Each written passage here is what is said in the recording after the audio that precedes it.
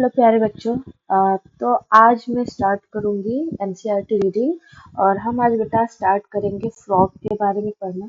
ठीक है, तो हम देखेंगे प्यारे बच्चों फ्रॉग्स क्या है और जो भी हमारे एनसीईआरटी में दिया है, क्योंकि हमको पता है कि जो एनसीईआरटी है वही से क्वेश्चंस आते हैं नीट में। तो बेटा सबसे पहले तो हमको एनसीईआरटी का लाइन टू लाइन रीडिंग करना है और हमको जानना है, ठीक है, कि इसमें क्या क्या चीजें इम्पोर्टेंट है। तो बेटा सबसे पहला अगर हम स्टार्ट करें फ्रॉग से, तो बेटा यहाँ आप देख सकते हैं, ठीक है, यहाँ पे अगर फ्रॉग का स्टार्ट करें बेटा, तो यहाँ क्या लिखा है, एनसीईआरटी क्या कह रहा है, frog can live both on land and in fresh water. ठीक है, फ्रॉग मतलब पानी के साथ साथ कहा जमीन और पानी दोनों जगह पे मिल रहे हैं, और बेटा इसीलिए हम इनको एम्फीबिया कहते हैं। ठीक है, और ये क्लास कहा एम्फीबिया से बिलोंग करेंगे बेटा, और फाइलम कौन से फाइलम से, चोरडेटा।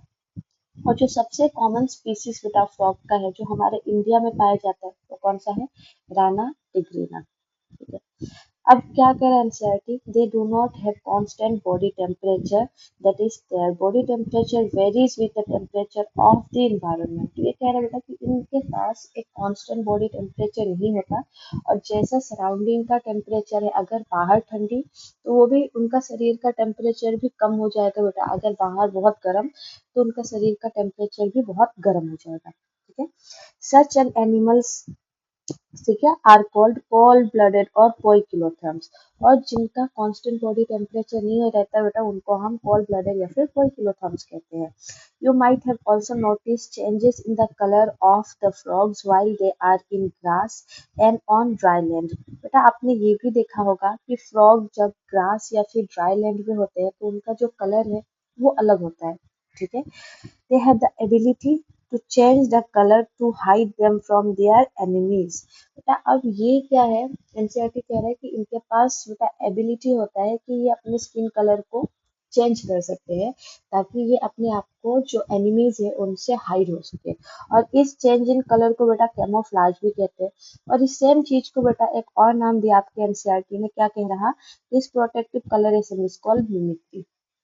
एनसीईआरटी कह रहा है कि इसको हम मिमिक्री भी कहते हैं।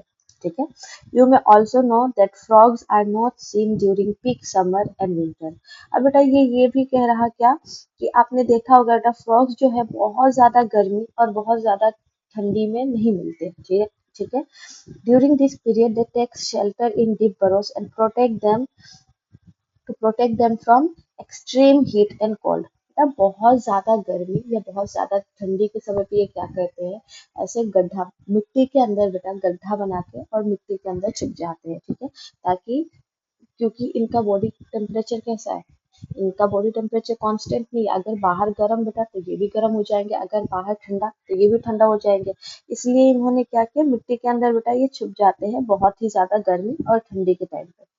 This is known as summer sleep. बेटा अगर गर्मी में वो छिप रहे हैं तो उसको हम एस्टिवेशन कहेंगे, और विंटर में बेटा अगर वो सो रहे हैं तो उसको हम हाइबरनेशन कहेंगे। ठीक है, अब नेक्स्ट आ जाते हैं बेटा इनके मॉर्फोलॉजी पे। Have you ever touch the skin of frog. अब एनसीईआरटी पूछ रहा बेटा कि आपने कभी फ्रॉग को टच किया है।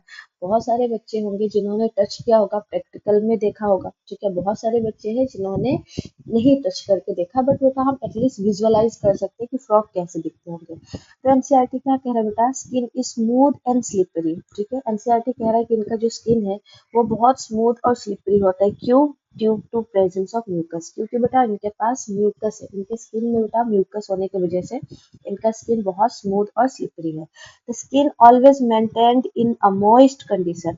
और बेटा इनका जो स्किन है ये हमेशा मॉइस्ट रहेगा। ठीक है, इनका स्किन हमेशा गीला रहेगा। तो आपको 3 पॉइंट जो याद रखना है बेटा, इनका स्किन स्मूथ है, इनका स्किन स्लिपरी है बेटा, क्यों, क्योंकि इनकी स्किन पे म्यूकस का कोटिंग है।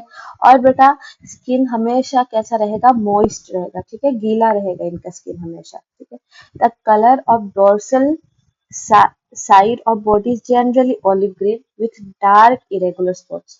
बेटा डोर्सल साइड किसको कहते हैं, बैक को। बेटा बैक को हमने न्यू टर्म दिया आपके एनसीईआरटी में जिसको कहते हैं डोर्सल। तो इनका जो पीछे का साइड है बेटा वो कैसा होगा, ऑलिव ग्रीन होगा।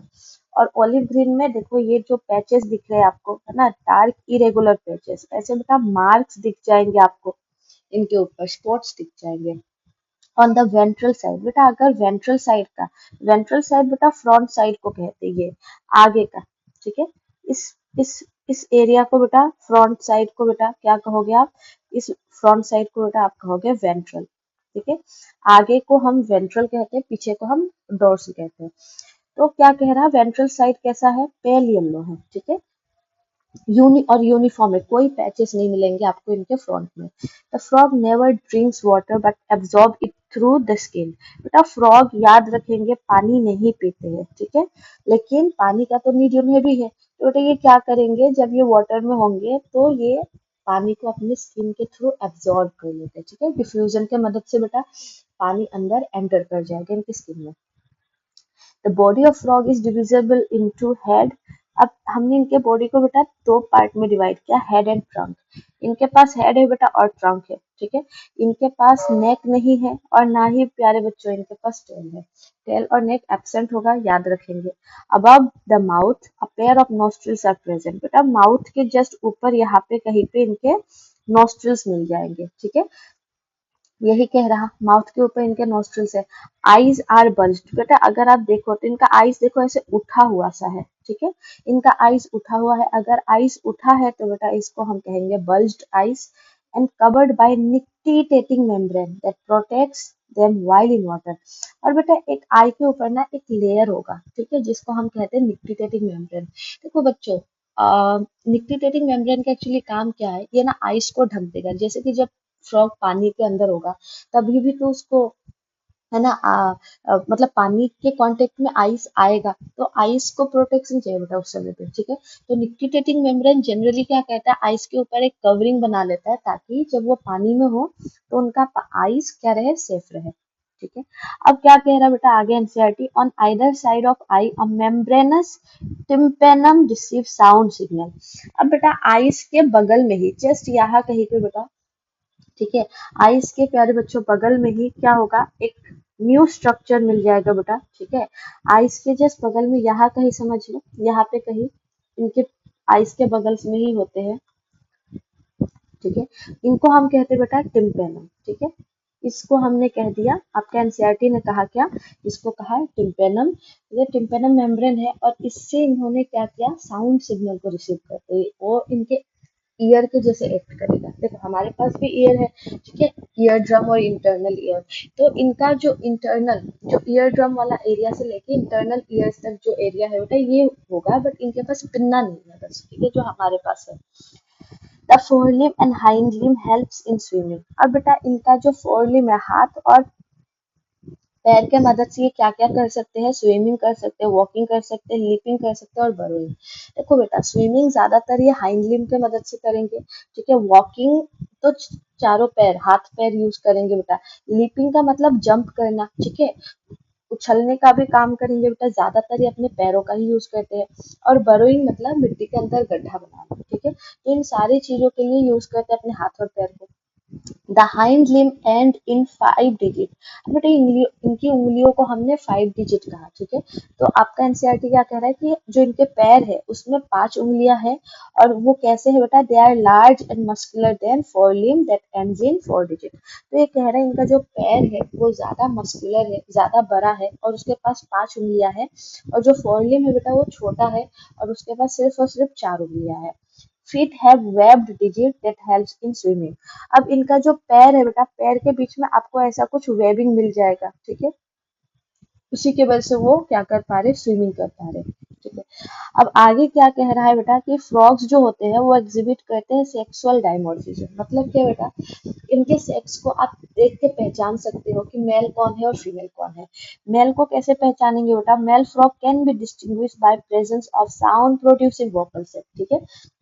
जो मेल होते बेटा उनके नेक ऐसे गले पे प्यारे बच्चों यहाँ पे एक ऐसा उभरा हुआ स्ट्रक्चर है। जब भी ये बात करेंगे बेटा, जब भी फ्रॉग क्या करेंगे, बात करेंगे, उस समय पे क्या हो जाएगा, ये ऐसे बाहर की तरफ जब भी ये बोलेंगे बेटा उस समय ये नीचे की तरफ ऐसे बल्ज हो जाएगा, फूल जाएगा, ठीक है। आप सबने नोटिस किया होगा। इसको ही कहते हैं हम वोकल सेट, ठीक है। ये क्या है, यही है बेटा वोकल सेट। तो मेल फ्रॉग में क्या होता है, वोकल सेक होता है ताकि साउंड का एम्पलीफिकेशन, उनका जो वॉइस है, उनका जो आवाज है बेटा, उसका वो उसका मतलब एम्पलीफाई हो, है ना, ज्यादा साउंड प्रोड्यूस हो, उसके लिए उनके पास वोकल सेक होता है। और बेटा उसके साथ साथ बेटा और क्या बोल रहा है, also a copulatory pad on first digit of forelimb, ठीक है। इनके साथ बेटा इनका जो उंगली का पहला, हाथ का जो पहला उंगली होगा बेटा, ठीक है, कोई भी जो पहला उंगली होगा उसके ऊपर लगा हुआ होगा एक कॉपुलेटरी पैड, ठीक है। ये कॉपुलेटरी पैड एक्चुअली में फीमेल को होल्ड करने में हेल्प करता है जब वो कॉपुलेशन कर रहे हो, ठीक है, मैटिंग के समय पे फीमेल को पकड़ के रखने में हेल्प करता है। और ये दोनों ही क्या है बेटा, फीमेल फ्रॉग्स में एब्सेंट होगा, ठीक है। अब बेटा अगर हम एनाटॉमी पे आ जाए, ठीक है, ध्यान देके बेटा, सब ध्यान देके। अब बेटा अगर एनाटॉमी को देखोगे बेटा, तो एनाटॉमी में क्या कह रहा कि जो बॉडी कैविटी है फ्रॉग का, ठीक है, वो डिफरेंट ऑर्गन्स को एकोमोडेट करेगा, ठीक है। डिफरेंट ऑर्गन सिस्टम इनके शरीर में प्रेजेंट होंगे बेटा, ठीक है। जैसे कि डाइजेस्टिव सिस्टम है, सर्कुलेटरी सिस्टम है, respiratory system, nervous system, excretory system and reproductive system. ये सारे सारे सिस्टम बेटा इनमें देखने मिल जाएगा। और ये सारे वेल डेवलप्ड एंड फंक्शंस, ठीक है, ये वेल डेवलप्ड स्ट्रक्चर एंड इनका फंक्शंस भी अच्छा खासा से डेवलप्ड है सबका, ठीक है। The digestive. अब बेटा हम नेक्स्ट क्या स्टार्ट करेंगे, इनका एनाटॉमी में सबसे पहला डाइजेस्टिव सिस्टम को देखेंगे। तो ये क्या कह रहा है बेटा कि जो डाइजेस्टिव सिस्टम है किसका, फ्रॉग का, किससे बना हुआ है, एलिमेंट्री कैनाल और डाइजेस्टिव ग्लैंड से बना है, ठीक है, दो चीजों से मिलकर बना है। अब इनका एलिमेंट्री कैनाल जो है बेटा वो शॉर्ट होते हैं, क्यों, क्योंकि जो फ्रॉग है बेटा वो कार्निवोर्स है, याद रखेंगे आप, ठीक है। तो इनका एलिमेंट्री कैनाल जो होगा वो छोटा होगा, क्योंकि वो कार्निवोर है, इंसेक्ट को खाएंगे। एंड इसीलिए बेटा इनका लेंथ, ठीक है, किसका, length of intestine is reduce, ठीक है। एलिमेंट्री कैनाल छोटा है, एलिमेंट्री कैनाल को छोटा करने के लिए हमने इंटेस्टाइन के लेंथ को क्या कर दिया, रिड्यूस कर चुका है, ठीक है। Mouth opens into buccal cavity. अब इनका माउथ जो है बेटा वो किस में ओपन होगा, बक्कल कैविटी में ओपन होगा।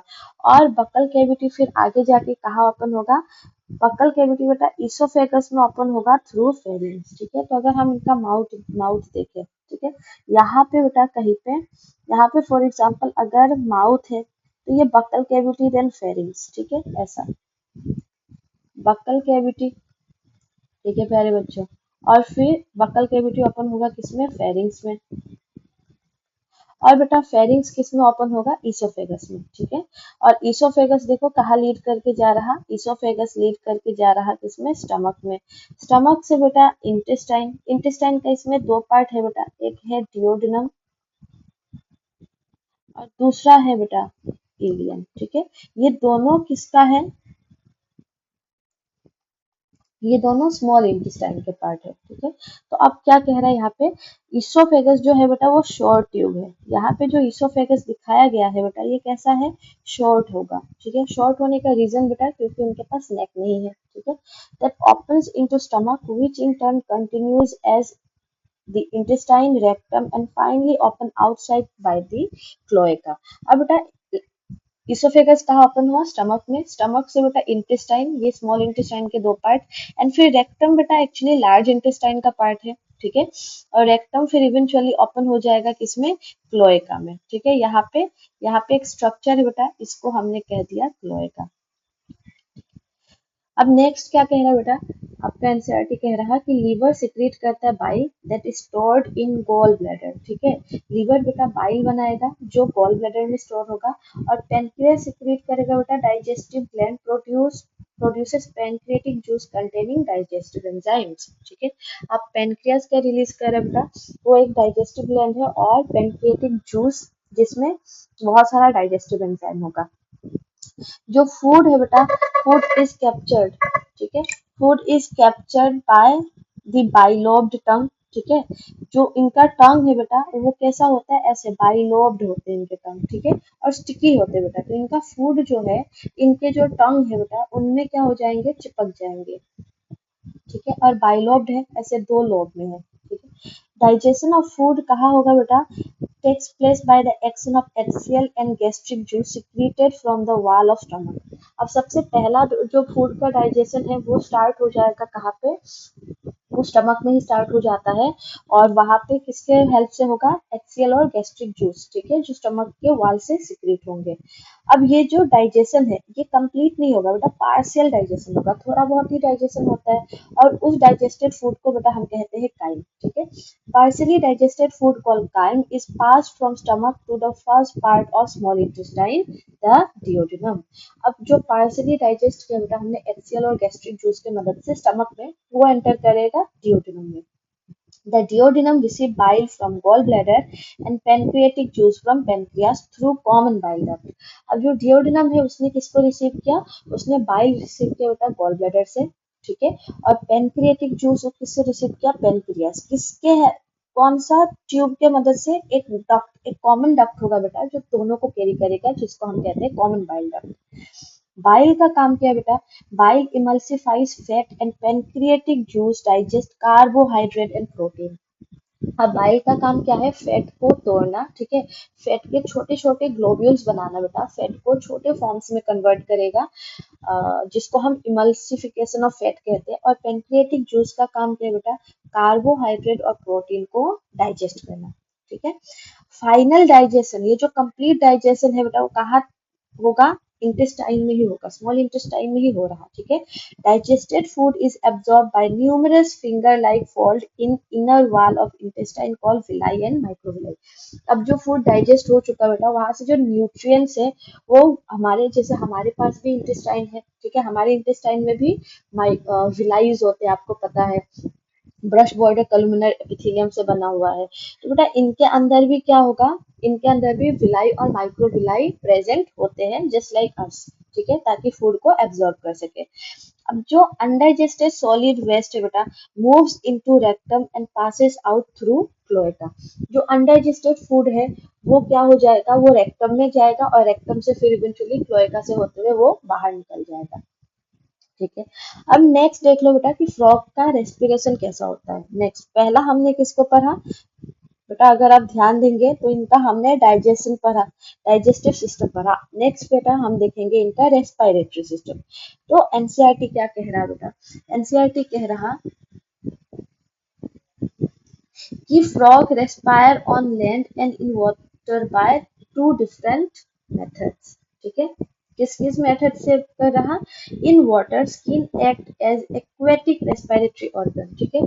अब ये या तो अगर ये पानी में है बेटा तो ये क्या करेगा, अपने स्किन से रेस्पिरेशन लेगा, सिंपल डिफ्यूजन से बेटा, जो डिजोल्व ऑक्सीजन है पानी में उनके स्किन में घुस जाएगा और जो CO2 है वो निकल जाएंगे, ठीक है। तो एक्वेटिक में वो जब एक्वेटिक रेस्पिरेशन करेगा बेटा तो क्यूटेनस करेगा, स्किन से करेगा, ठीक है। Dissolve oxygen is in water is exchange through skin bye diffusion, diffusion के थ्रू एक्सचेंज हो जाएंगे। और जो बेटा ये लैंड पे होगा तो लैंड पे ये अलग अलग तरह के रेस्पिरेशन यूज करता है, ठीक है, मेथड यूज करता है। जैसे कि ये बक्कल कैविटी का यूज करेगा, स्किन का यूज करेगा बेटा, और लंग्स का भी यूज करता है as a respiratory organ, ठीक है। The respiration by lung is called pulmonary respiration, ठीक है बेटा, ध्यान रखेंगे, लंग से सांस लेंगे तो पल्मोनरी, स्किन से सांस लेगा बेटा तो क्यूटेनस, ठीक है, स्किन से अगर लेगा तो क्यूटेनस और लंग्स से अगर लिया तो pulmonary. The lungs are pair of elongated pink color sac like structure present in the upper part of trunk region या फिर thorax। कैसे होंगे बेटा, लंग्स इलोंगेटेड होते हैं, लंबे लंबे है बेटा इनके पास, सेक लाइक स्ट्रक्चर बेटा, ठीक है, और अपर पार्ट ऑफ थोरेक्स या फिर ट्रंक, ट्रंक के अपर वाले पार्ट पे होंगे। Air enter through the nostril into buccal cavity and then to the lungs. अब एयर कैसे एंटर करेगा, पहले उनके नोस्ट्रिल्स में जाएगा, फिर नोस्ट्रिल से बक्कल कैविटी, ठीक है, और बक्कल कैविटी से इवेंचुअली बेटा वो लंग्स में चला जाएगा। During estivation and hibernation, gaseous exchange takes place through skin। बेटा जब ये सो रहे होते हैं, ठीक है, समर स्लीप या विंटर स्लीप करेंगे, उस समय ये सिर्फ और सिर्फ किससे सांस लेंगे, स्किन से सांस लेंगे, ठीक है। अब नेक्स्ट बेटा अगर आप देखेंगे इनका वेस्कुलर सिस्टम देख लेते हैं, ठीक है। नंबर 3 क्या है बेटा, ब्लड वेस्कुलर सिस्टम।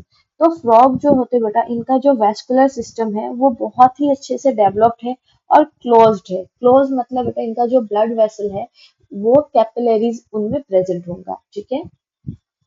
अब frog have a lymphatic system as well, ठीक है। फ्रॉग के पास बेटा लिम्फेटिक सिस्टम भी है और ब्लड वेस्कुलर सिस्टम दोनों मिलेगा, ठीक है। Blood vascular system involves heart, blood vessel and blood, ठीक है। जो ब्लड वेस्कुलर सिस्टम है वो तीन चीजों से बना है, heart, blood and blood vessel and blood. Lymphatic system किससे बना है बेटा, लिम्फ, लिम्फ चैनल और लिम्फ नोड, ठीक है। तो जो लिम्फ है वो फ्लूइड वाला पार्ट हो जाएगा, लिम्फ चैनल्स वही बेटा लिम्फ वेसल्स को कह रहा, और फिर लिम्फ नोड्स। हार्ट इनमें कैसा है बेटा, अगर आप हार्ट देखो तो heart is a muscular structure, ठीक है। हार्ट इनका बेटा मस्क्यूलर स्ट्रक्चर है, situated in upper part of the body cavity, ये भी शरीर के ऊपर वाला पार्ट में प्रेजेंट होगा। इट हैज थ्री चैम्बर्ड, ठीक है, याद रखेंगे बेटा, एम्फीबिया में थ्री चैम्बर्ड हार्ट होता है, जिसमें दो एट्रिया होगा एंड वन वेंट्रिकल होगा, and is covered by membrane called pericardium, ठीक है। हार्ट को सराउंड कर रहा होगा बेटा एक मेम्ब्रेन जिसको हमने पेरिकार्डियम कहा। A triangular structure called sinus venosus joins right atrium. अब बेटा साइनस विनोसस राइट एट्रियम को कैसे ज्वाइन करेगा, इनके पास दो स्पेशल स्ट्रक्चर होते हैं बेटा। अगर इनका हार्ट देखें हम, तो हार्ट इनका कैसा है, इनके हार्ट में बेटा थ्री चैम्बर्ड है। तो ये जो साइनस विनोसस है बेटा, ये ना इनके डोर्सल साइड, हार्ट के बैक साइड में, अगर मैं बोलूँ कैसा डोर्सल व्यू है, ठीक है, हार्ट का पीछे का व्यू है। अगर ये डोर्सल व्यू देखोगे आप, तो डोर्सल व्यू में क्या होगा, पीछे के तरफ एक ऐसा पतला सा ट्रायंगुलर, मतलब ट्रायंगुलर शेप बेटा स्ट्रक्चर प्रेजेंट होगा, ठीक है। और जो ओपन होगा किसमें, राइट एट्रिया में, ठीक है। राइट एट्रिया में यहाँ पे एक चैनल होगा बेटा जिसके थ्रू ओपन हो जाएगा। और ये कहाँ कहाँ से ब्लड लेके आ रहा बेटा, ये लेफ्ट साइड से भी ब्लड लाएगा, राइट साइड से भी ब्लड लाएगा बेटा, और नीचे बॉटम से भी, लिम्ब से भी ब्लड लेके जा रहा। तो शरीर के अलग अलग पार्ट से बेटा ब्लड लेके जाके, और फिर बेटा पहले ब्लड वीना कावा से इसमें आएगा, एंड देन इवेंचुअली बेटा ये एम्प्टी होगा किसमें, राइट एट्रियम में। तो यही कह रहा, क्या कह रहा बेटा, ध्यान से देखेंगे, ये कह रहा कि a triangular structure called sinus venosus joins right atrium, it receive blood through major veins called vena cava, ठीक है। वेना कावा से ये लेके जाएगा अलग अलग पार्ट ऑफ बॉडी से। The ventricle open into a sac like conus arteriosus on the ventral side of heart। अब वेंट्रिकल, ठीक है, अब जो वेंट्रिकल है ये एक और स्ट्रक्चर में ओपन होगा। साइनस विनोसस का बात कर लिया बेटा हमने, ये आपका साइनस विनोसस का बात किया हमने, ठीक है। अब दूसरा हमने क्या देखा, अब यहाँ पे कॉनस आर्टेरियोसिस के बारे में भी कह रहा। कॉनस आर्टेरियोसिस फिर से अगर मैं बताऊँ बेटा, तो अगर मैं, ये डोर्सल व्यू था, अगर मैं बेटा हार्ट का फिर से क्या देखो, फ्रंट व्यू देखो, ठीक है बेटा। अगर बेटा ये मान लो हार्ट है और इसको मैंने क्या फ्रंट, या फिर इसका अगर हमने वेंट्रल व्यू देखा, ठीक है। तो बेटा वेंट्रल व्यू में फिर से आप क्या देखोगे, वेंट्रल व्यू में ये जो राइट, ये कैसा है, ये राइट एट्रियम है और ये लेफ्ट एट्रियम है।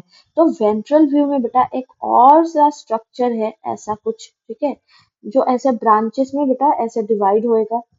ऐसा एक और सा स्ट्रक्चर है बेटा जो किसमें ओपन हो रहा, यहाँ वेंट्रिकल में, ठीक है।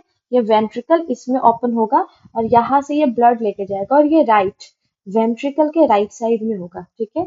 और इस स्ट्रक्चर को हम कहते हैं, इस स्ट्रक्चर को बेटा हम कहते हैं कॉनस आर्टेरियोसिस, आर्टेरियोसिस, ठीक है। तो ये यही कह रहा है बेटा कि जो हार्ट है, डोर्सल व्यू में एक स्ट्रक्चर है साइनोविनोसिस, जो क्या कर रहा, जो आपके जितने भी डीऑक्सीजनेटेड ब्लड है वो वेना कावा से होते हुए आपके राइट एट्रियम में ला रहे हैं।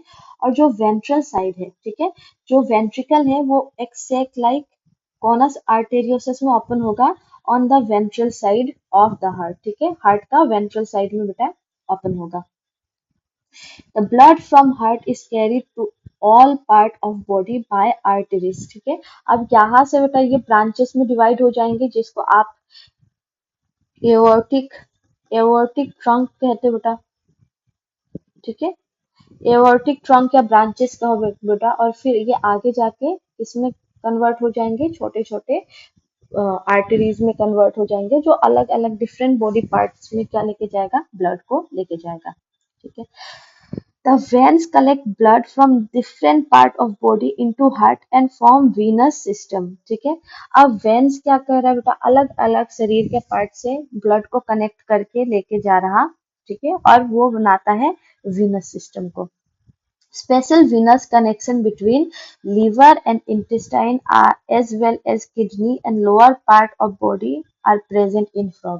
अब बेटा अगर आप फ्रॉग में देखो तो इनमें स्पेशल टाइप के विनस सिस्टम्स होते हैं, ठीक है, जिसमें डीऑक्सीजनेटेड ब्लड को हम कैरी करते हैं। ठीक है।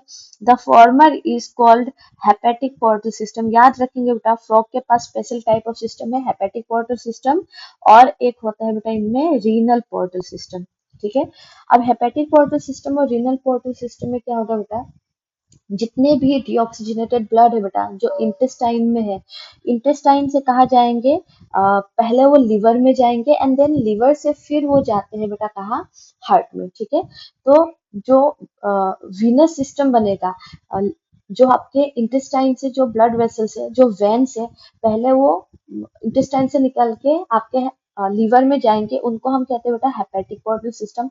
और वहीं पे बेटा जो लोअर पार्ट ऑफ बॉडी है, वहां से अगर वेन्स निकल के कहाँ पे जा रहे हैं, हमारे किडनी में जा रहे हैं पहले। ठीक है। और फिर किडनी से फिर वो निकल के जाएंगे हमारे हार्ट के पास, तो उसको हम कहते हैं रीनल पोर्टल सिस्टम। ठीक है। याद रखेंगे बेटा, ये दो प्रकार के सिस्टम हमारे फ्रॉग में मिलते हैं। ठीक है। Blood is compose of plasma. अब अगर ब्लड में देखें बेटा, तो ब्लड दो चीजों से बना है, प्लाज्मा एंड सेल्स। ठीक है। The blood cells are RBC और एरिथ्रोसाइट, डब्ल्यूबीसी और ल्यूकोसाइट बेटा। ठीक है। एंड प्लेटलेट्स, ये तीनों कंपोनेंट्स इनके पास है। बस इनमें डिफरेंस क्या है बेटा, RBCs are nucleated and contain red coloured pigment. RBC जो होगा बेटा वो कैसा होगा, न्यूक्लिएटेड होगा, आरबीसी में न्यूक्लियस प्रेजेंट होगा, हमारे में बेटा न्यूक्लियस नहीं होता, और रेड कलर पिगमेंट होता है जिसको हम कहते हैं haemoglobin. The lymph is different from blood. जो लिम्फ है बेटा वो ब्लड से डिफरेंट होगा, कलरलेस होगा जनरली। ठीक है, क्योंकि उसमें आरबीसी नहीं होता। It lacks protein, few protein and RBC, उनमें कुछ प्रोटीन्स नहीं होंगे, just like our lymph, and RBCs नहीं होता लिम्फ में। The blood carries nutrient, gases and water to the respective site during circulation. ठीक है। सर्कुलेशन के समय पे बेटा न्यूट्रिएंट्स को, गैसेस को, वाटर को ये कैरी करेंगे। ठीक है। The circulation of blood is achieved by pumping action of the muscular heart. और ये सर्कुलेशन कैसा पॉसिबल है, जब इनके मस्कुलर हार्ट बेटा क्या करेंगे, पंप करेंगे, कोई भी है ना, मतलब कॉन्ट्रैक्ट करेंगे, पंप करेंगे ब्लड को, तो ये ब्लड क्या होगा, आपके पूरे शरीर में फैल जाएगा। ठीक है।